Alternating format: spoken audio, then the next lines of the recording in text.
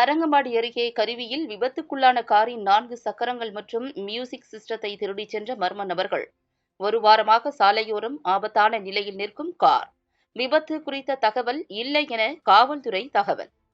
மயிலாடுதுறை மாவட்டம் தரங்கம்பாடி அருகே கருவியில் கடந்த வாரம் சென்னையிலிருந்து வேளாங்கண்ணி நோக்கி சென்ற மாருதி ஸ்விஃப்ட் கார் வளைவில் திரும்பியபோது சாலையோர பனைமரத்தில் மோதி விபத்துக்குள்ளானது. இந்த விபத்தில் காரின் என்ஜின் பகுதியில் மட்டுமே சிறு சேதமடைந்ததால் காரில் வந்தவர்கள் சிறு காயத்துடன் தப்பியுள்ளனர். அதனைத் தொடர்ந்து காரை பூட்டிவிட்டு மாற்று வாகனத்தில் சென்றதாக கூறப்படுகின்றது.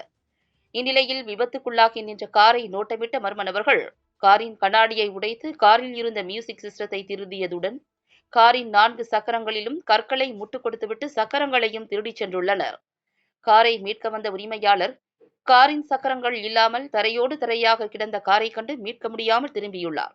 இதனால் கடந்த ஒரு வார காலமாக கார் விபத்துக்குள்ளான இடத்தில் சாலையோரம் ஆபத்தான வளைவில் கிடக்கின்றது. இதனால் இருபுறமும் வரும் வாகனங்கள் அச்சத்துடன் அந்த இடத்தை கடந்து செல்கின்றன. காரை அப்புறப்படுத்த இதுவரை நடவடிக்கை எடுக்கப்படாதது குறித்து செம்பனார்கோவில் காவல் நிலையத்தில் கேட்டபோது விபத்து குறித்து எந்தவித புகாரும் தங்களுக்கு வரவில்லை என தெரிவித்தனர்.